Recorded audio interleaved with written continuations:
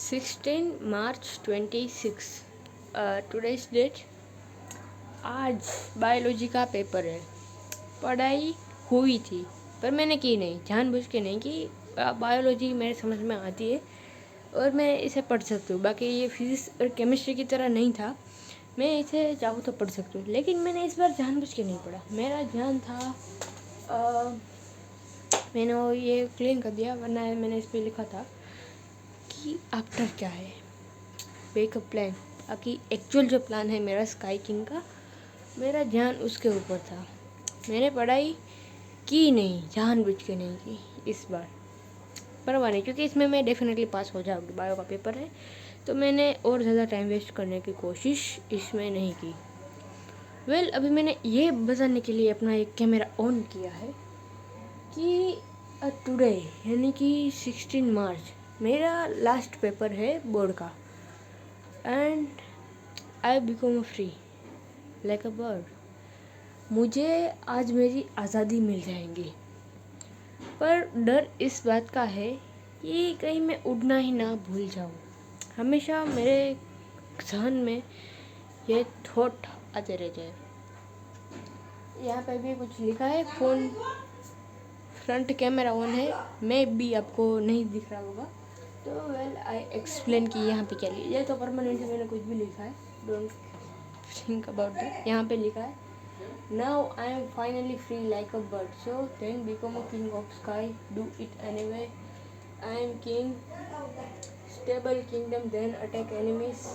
आज़ादी आज़ादी ये है कि I am free like a bird now try. और यहाँ पे बाकी चीज़ें लिखी हुई है कि क्या मैंने कांड किए, या फिर ट्वेल्थ में पास आउट 2.0 करना पड़ेगा क्योंकि मैं फेल हूँ। अप्रोक्सीमेटली चांस है मेरे पास होने के, लेकिन चांस फेल होने के भी है। वन हाफ पे मैं अभी हूँ 50-50 पर। तो जब तक रिजल्ट नहीं आता तब तक मुझे नहीं पता, तो मुझे फिजिक्स और केमिस्ट्री को कंटिन्यू साथ में रखना ही होगा। आज फाइनली मुझे वो आज़ादी मिलेंगी जिसकी हमेशा से ही मुझे नीड रही है। I become a free like a bird. मतलब फ्री, टोटली फ्री तो नहीं, बट फालतू की जो चीज़ है, यानी कि जो ये एग्ज़ाम के चक्कर में मैं पढ़ी हूँ, वो आज फाइनली एंड होने वाली है। एंड मैं अपने जो एक्चुअल काम है, एक्चुअल जो इम्पोर्टेंट वर्क है, या फिर जो वैल्यूबल सच में लाइफ में वैल्यू रखता है ऐसे काम, यानी कि मेरा गोल मिशन, वो फाइनली अब स्टार्ट हो जाएगा। इनफैक्ट आज पेपर ख़त्म होने के बाद मैं मे बी मूवी देखना चाहूँगी। एंड देन क्योंकि रात में 7:30 बज जाते हैं, जब तक मेरा एग्ज़ाम सेंटर बहुत दूर है। 3 से 6:30 का पेपर होता है। यहाँ घर पहुँचते 7 से 7 बज जाते हैं अप्रोक्स। और तब तक फैमिली भी घर आ चुकी होती है काम से। तो वो यहाँ पे आप देख रहे होगे, वहाँ पे ना एक बॉक्स है, ये दिख रहे हो वहाँ पर। और यहाँ पे 1-2 बैग पड़े मेरे, और ये बुक्स, बाकी चीज़ें। तो मैं, और ऊपर 2 चीज़ें और है इस बेड के नीचे है, क्योंकि यहाँ पे इस घर में जगह नहीं है ना ढंग से कहीं भी जगह पर रखने की। तो बेड के नीचे मैंने बुक्स रखी हुई है। जो बेड होता है ना, इसके नीचे जो ये होता है ना, वहाँ पर। तो आज में भी टाइम मिला तो ठीक है, वरना कल जितनी भी बुक्स है, जितनी भी मेरी पढ़ाई के सामान है, जितनी भी मेरी सारी चीज़ें हैं, उन सभी को निकालूंगी। एंड जो भी चीज़ें इम्पोर्टेंट है, यानी कि जो जैसे कि पेन है, नोटबुक है, बुक्स है, और बाकी चीज़ें जिसके ऊपर आप नोट कर सकते हो, क्योंकि नोट तो करना ही है डेफिनेटली। सारी काम की चीज़ों को मेरे फाइल है, और उसमें से जो निकम्मे डॉक्यूमेंट है, और जो पढ़ाई के रिलेटेड बुक है, ये एकेडमिक स्टडी की, जैसे कि 11th की, 12th की, नीट की बुक्स है, बाकी चीज़ें, उन सभी को निकाल फेंकना है। उसमें से सिर्फ केमिस्ट्री और फिजिक्स का ही रखना है, क्योंकि उसमें चांस है फेल होने के, तो उसे रखना पड़ेगा। बाकी इंग्लिश में मैं पास हूँ, कंप्यूटर में भी अभी से फ़िलहाल मैं वो क्या कहते हैं हिंदी में उसे,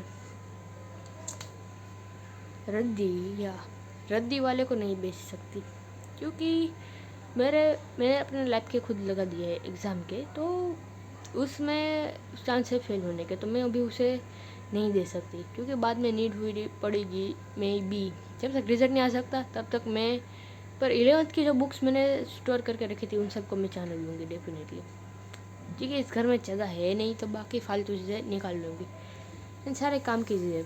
एंड देन कोई ये पीसी, ये जब देख रहे हैं उधर, आपको दिखाते ही हूँ मैं। तो ये जो चीज़ है यहाँ पर पड़ी, ये है कंप्यूटर। तो फाइनली मैं इसका लर्न करने के लिए कुछ यूज़ करूँगा। अब तक मैंने इसमें सिर्फ मूवीज़ ही देखी है। और ये मेरे स्टडी का बॉक्स है, ये सीपीयू का बॉक्स है और इसमें अंदर मेरी बुक्स पड़ी है। तो फाइनली फालतू चीज़ों में से मेरा टाइम जो वेस्ट होता था अब वो नहीं होगा। फाइनली एक आज़ादी की छोटी झलक मुझे मिल रही है। लेकिन बस डर इस बात का है कि अब आसमान आज़ाद है मेरा, अब आसमान आज़ाद है मेरा, मेरे पंखों में नहीं है कोई बेड़िया। अगर है बेड़िया, पर मैं जानती हूँ मैं उसे कब और कैसे निकाल सकती हूँ डेफिनेटली। पर डर इस बात का है कि अगर वो भी नहीं निकली तो मैं अपने पैर काट कर लंगड़े हो जाना चाहूँगी, पर आज़ाद होना चाहूँगी। लेकिन डर इस बात का है कि जब आसमान होगा आज़ाद मेरा, तब मैं कहीं उड़ना ही ना भूल जाऊँ। वैसे मैंने अभी ही ये जो चीज़ है मैंने अभी अपने दिमाग में सोच के ये बोली है। शायद मे भी ये कोई कहावत या पोएम की तरह मान लो। मैंने इसमें गड़बड़ी कर दी। वो जो पुराने जो डर सिर्फ इसी बात का है कि जब आसमान मेरा आज़ाद हो गया है, मैं आज़ाद हूँ, तब मैं कहीं उड़ना ही ना भूल जाऊँ। बस इसी बात का डर है। बाकी चाहे लाइफ में कैसी भी कंडीशन क्यों ना आ जाए, आई विल मैनेज एंड मैं उसे हैंडल करके डेफिनेटली आज़ाद हो जाऊँगी। चाहे वो बेड़िया इतनी ताकतवर क्यों ना हो जो टूटे ना किसी भी तौर से, तो अपने पैर ही काट लेंगे, लंगड़े हो जाना चाहेंगे लेकिन आज़ाद हो जाना चाहेंगे। लेकिन डर सिर्फ इस बात का है कि उड़ना ही ना भूल जाए। तो अब तक मैंने कुछ नहीं पढ़ा है जानबूझ के, मतलब जानबूझ के तो नहीं, बट मेरा ध्यान ऐसे अपने जो गोल का जो प्लान है उन चीज़ों में था। फालतू चीज़ों जो कि स्टडी है उस पर मैंने इस दफ़ा ध्यान नहीं दिया, वरना बाकी जो पेपर थे उसमें मुझसे ध्यान दिया ही नहीं जा रहा था, क्योंकि उस सब्जेक्ट का मैंने पूरे साल भर कुछ भी नहीं किया। लेकिन बायोलॉजी का तो मैंने थोड़ा बहुत कुछ किया था, और बायोलॉजी एक ऐसा सब्जेक्ट है जिसे मैं इजीली कर सकती हूँ, बट वो सब्जेक्ट मुझे पसंद नहीं है बायोलॉजी। डेफिनेटली काफ़ी कुछ अच्छी चीज़ें भी सिखाता है, लेकिन वो एक रट्टाबाज सब्जेक्ट है। मैं रट्टेबाज हूँ नहीं, और इसमें कुछ क्वेश्चन होते हैं ना, मैं 9th स्कैन का बहुत स्ट्रॉन्ग था साइंस, क्योंकि उसके जो मैडम थे वो मेरे सबसे फेवरेट टीचर थे, तो मैंने अच्छे से बहुत कुछ जान लिया था, तो वही उतार लेंगे। वैसे मैं बायोलॉजी में इजीली पास हो जाऊँगी, इसलिए मुझे इस बात की कोई टेंशन नहीं है। टेंशन फिजिक्स और केमिस्ट्री के जो चल गए, वो युद्ध नहीं मेरा तो मुझे हार की भी नहीं परवाह, वो युद्ध नहीं मेरा तो मुझे हार की भी नहीं परवाह। तो क्या हुआ आज हुई हार निश्चित है, तो क्या हुआ आज हार हुई निश्चित है, ये युद्ध नहीं मेरा तो मुझे हार की भी नहीं परवाह। ये युद्ध मेरा पर्वत पहाड़ों और ऊंचे मैदानों से है, जहाँ पाना मुझे खुले आसमां को है, पर मजबूरी तो देखो युद्ध चल रहा मेरा नदी से है, जहाँ मुझे डेड फिश होकर बस फ्लो को फॉलो करना है। ये आसान रास्ता बड़ा है, ये रास्ता आसान बड़ा, पर है नहीं मेरे काम का, मुझे पाना है पर्वत पहाड़ों को चाहे वे। और ये भी पता है कि वो रास्ता है कठिन कितना, है पता वो रास्ता है कठिन कितना। मुझे हार की भी नहीं किसी भी चीज़ की परवाह, चाहे भी मैं मट ही क्यों ना चाहूँ उस आज़ादी को पाते पाते। लेकिन चाहे जो हो जाए, ये हार मुझे रोक नहीं सकती, ये मुझे रोक नहीं सकती, क्योंकि ये युद्ध नहीं मेरा तो मुझे हार की भी नहीं परवाह। लेकिन एक दिन आएगा ज़रूर, एक दिन वो सूरज भी उगेगा ज़रूर, जब मैं होगी उस अपने पर्वतों के शिखर पर, तब मैं चिल्ला चिल्ला कर ये कहूँगी, चाहे कोई सुनने वाला हो या ना हो, पर मैं चिल्ला चिल्ला कर ये ज़रूर कहूँगी कि मैं आज़ाद हूँ, मैं आज़ाद हूँ, मैं किंग हूँ, मैं आज़ाद हूँ। ये मैंने उस वक्त तो लिखी थी, शायद मैंने इसमें कुछ चेंजेस कर दिए, लेकिन यार सीरियसली मैं कुछ ऐसे ऐसे गजब चीज़ें लिखने में अच्छी हूँ यार, सच में मुझे खुद नहीं पता था, लेकिन मैं देख रही हूँ तो यार गजब है, मतलब मैं अपनी फीलिंग को बया कर पाना थोड़ा थोड़ा सीख गई हूँ यार, लिटरली। मैं खुश हूँ इस बात से काफ़ी कि अब मैं अपनी फीलिंग्स को एटलीस्ट बया कर पा रही हूँ, किस वे में मैं बया करना चाहती हूँ। चाहे तरीका थोड़ा कैजुअल भले ही है, लेकिन मैं बया कर सकती हूँ यार, गजब। वरना एजुकेशन सिस्टम ने मुझे लिटरली भुला ही दिया था। मैंने अपनी पुरानी वीडियो में ये जिक्र बहुत दफ़ा किया है कि हमारा एजुकेशन सिस्टम में अपना आप को ही बया कर पाना नहीं सिखाता, पर मैंने सीख लिया है अपने आप को बया करना, गजब। I am happy. तो अब एक काम है, कपड़े ऊपर सुखाने जाने हैं। 11th में 10th मिनट बाकी है और नाव की अब मुझे थोड़ा तो करना ही चाहिए ना। कुछ किया तो है नहीं ऐसे, बायोलॉजी एक रट्टेबाज सब्जेक्ट है, तो इसमें मैं कुछ भी लिख दूंगी अपने कॉमन लैंग्वेज के, कॉमन नॉलेज के भरोसे, लॉजिकल नॉलेज के भरोसे। अब जैसे कि मैं आपको एक एग्जांपल दूँ तो what is bad effect of प्राजनिक स्वास्थ्य। मे भी मैं हिंदी इंग्लिश को ट्रांसलेट ठीक से नहीं कर पाई, बट मैं कहना ये चाहती हूँ कि इसमें ना 3rd चैप्टर में इसका एक क्वेश्चन बहुत ही ज़्यादा मतलब बार बार रिपीट हुआ था, फर्स्ट और सेकंड एग्ज़ाम में भी, कि आखिर बैड इफेक्ट क्या होते हैं सेक्स के, या फिर क्या केयर रखनी चाहिए हमें इंटरनल ऑर्गेन जब एक दूसरे के साथ मिक्स हो रहे हो, प्रोसेस जब हो रही हो, तब उस प्राचीन उस चीज़ का हेल्थ का ध्यान कैसे रखें। ऐसा ही उसका ट्रांसलेट में भी होता होगा। तो उसमें क्या होता है डेफिनेटली इसमें हम, वैसे मैंने उसके लेक्चर देखे थे थोड़े बहुत बायोलॉजी के, और बाकी मैं रट्टेबाज नहीं हूँ तो मुझसे रट्टा वैसे भी नहीं होता। तो इसकी जो भी कॉमन बातें होती है, भाई सेफ्टी रखो, ज़्यादा बॉडी काउंट मत करो, एक ही ब्रह्मचर्य ले लो भाई थोड़े दिन तक, और यूज़ करो भाई कॉन्डम वॉन्डम का, एंड इंटरनल ऑर्गन्स को वाटर प्लेन वाटर से क्लीन करो। बाकी चीज़ें कॉमनली बस इसको थोड़ा बड़ा चढ़ा के लिखना ताकि बड़ा बड़ा आंसर दिखे बायोलॉजी में। बाकी कॉमन लैंग्वेज ही, कॉमन नॉलेज ही आपको इसमें यूज़ होती है, तो मुझे इस बात की कोई टेंशन नहीं, इसी वजह से मैंने पढ़ाई नहीं की। खैर, तो अब करते हैं कुछ काम की बात। फिर भी चांस है भाई फेल होने की इसमें भी, तो करते हैं।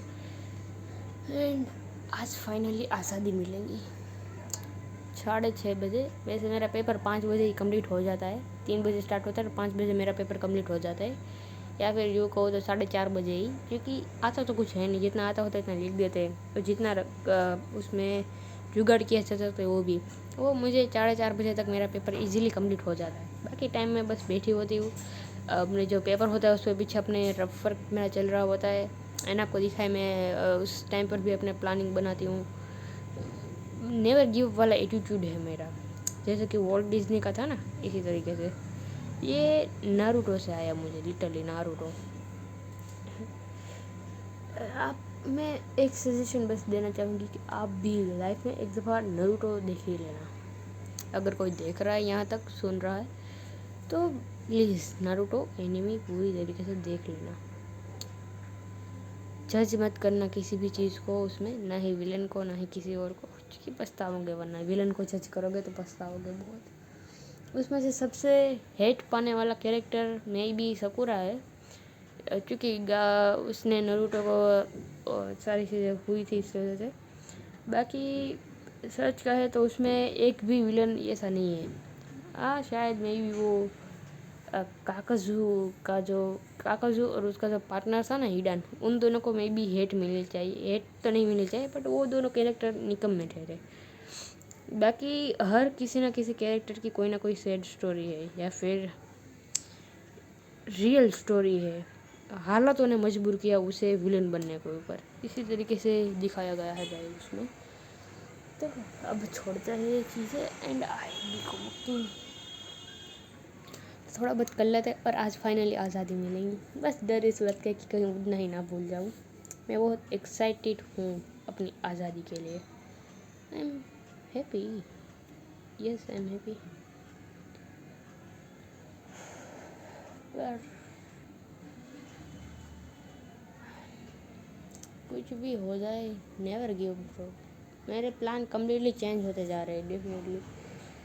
पहले क्या सोचा था, फिर क्या एंड कम्प्लीटली जो प्लान बनाए होते हैं, मतलब बेसिक अभी तो प्रॉपर नहीं बनाया था क्योंकि एग्ज़ाम के चक्कर में मैंने रखा था। तो प्लान जो कि हमने क्लैरिटी हमें मिलती है वो ज़्यादा दिनों तक नहीं रहती, चेंज होते रहते हैं। दुनिया इस अकॉर्डिंग नहीं चलती जिस अकॉर्डिंग हम प्लान करते हैं, वो अपने हिसाब से चलती है। तो इसका ये मतलब तो नहीं आता कि यार मान लो, क्योंकि ज़्यादा बड़े से बड़े क्रिमिनल जो कि बहुत ही बड़े बड़े कांड करके बैठे हैं, वो भी जीना चाहते हैं। इस वजह से वो पुलिस की पकड़ में नहीं आते और बचने के लिए चाहे वो करना पड़े वो करते हैं। बट मैंने तो कुछ भी नहीं किया, मैं क्यों ना रखूँ जीने की उम्मीद भाई। उन लोगों जब वो लोग जीने की उम्मीद रख सकते हैं, फिर मैं क्यों नहीं। चाहे फिर 12th में फेल ही क्यों ना मैं हो जाऊँ, जानबूझ के तो कोई नहीं होता फेल, बट लगा दिया है मैंने। हो सकता है बायोलॉजी में ये मेरी गलती मैं मानूंगी, बट फिजिक्स और केमिस्ट्री में मुझसे पढ़ाई हुई ही नहीं थी। तो अब किया कुछ नहीं जा सकता पछतावे के अलावा।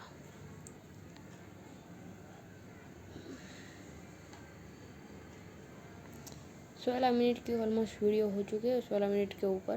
तो अब लेते अलविदा है। आपका राजा कभी हार नहीं मानेगा, ये बात तो कंफर्म है। चाहे जो हो जाए, king never give ups and I am king.